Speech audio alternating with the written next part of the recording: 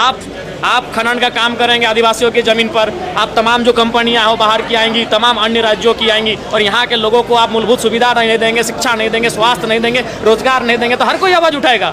और एसपी ने अंतिम क्या कहा कि उन पर एक रंगदारी का मामला था। अरे रंगदारी की बात करिएगा ना, और रंगदारी पर अगर आप मुकदमा करिएगा ना, तो झारखंड में 90% विधायक कटघरे में होंगे, सब माइंस में, कोलियरी में रंगदारी लेते हैं। 24 तारीख को हमारा पतरातू में कार्यक्रम भी है, और बहुत ही पीड़ा का विषय है कि आज केवल ईस्ट इंडिया कंपनी का नाम हटा है।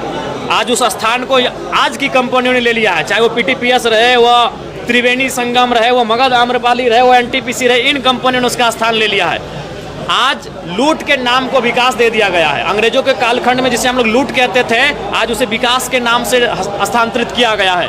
काम वही हो रहा है, जमीनें जबरन ली जाती थी, लाठी डंडा बरसाया जाता था, आज भी वही हो रहा है। जमीन जबरन ली जा रही है, लाठी डंडा बरसाया जा रहा है। लोगों को रात के 2 बजे 4 बजे सुबह घर से उठाकर काल कोठरी में भरा जा रहा है। 400-500 की संख्या में पुलिस एक किसान को पकड़ने आ रही है, एक रैयत को पकड़ने आ रही है। उतनी अगर माफिया जो इस राज्य के असामाजिक लोग हैं उनके ऊपर अगर गतिविधि करती तो इस राज्य में असामाजिक तत्व दिखते नहीं। तो बिल्कुल इस राज्य में आज सबसे ज्वलंत अगर कुछ है तो विस्थापन है। नगरी में विस्थापन का मामला सामने आ रहा है, कोल्हान अब चले जाइए, विस्थापन का मामला सामने आ रहा है। कोल्हांचल की तो बात ही मत करिए।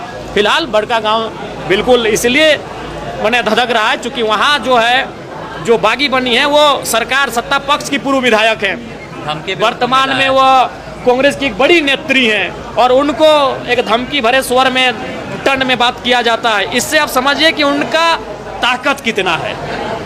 उन अन्य राज्यों के अति धनी लोगों का कितना ताकत है, कितना हौसला है कि वो एक पूर्व विधायक को जो जिनकी सरकार चल रही है उसको इस वे में धमकी दे रहे हैं। देखिए मुझे जहाँ तक लगता है और मेरी जहाँ तक समझ है, आप लोग भी समझदार हैं, हमसे अच्छे समझदार हैं, ये इलेक्टोरल बॉन्ड का खेल है भैया।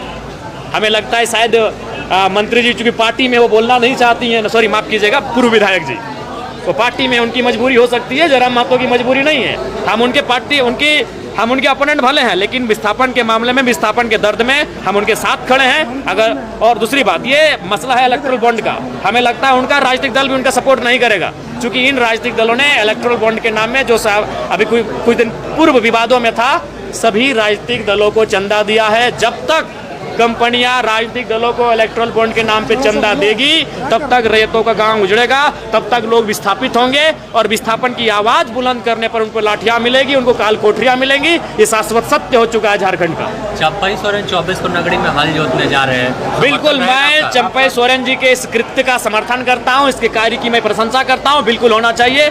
झारखंड की तमाम उन जमीनों पर जिनको आज से 50 साल पहले, आज से 60 साल पहले कंपनियों ने लिया है, लेकिन उसमें कुछ भी काम नहीं हुआ है, उन पर हल चलना चाहिए। ये नियम भी है, ये भूमि अधिग्रहण 2013 के कानून के तहत भी आता है कि वो जमीनें वापस होनी चाहिए, और वो जमीनें तभी वापस होगी जब गांव वाले भारी संख्या में जाकर वहाँ हल चलाएंगे। मैं चंपई जी के इस कृत्य का सराहना करता हूँ, समर्थन करता हूँ। आप उनके साथ हैं? बिल्कुल उनके साथ, इस कार्य में उनके साथ हूँ।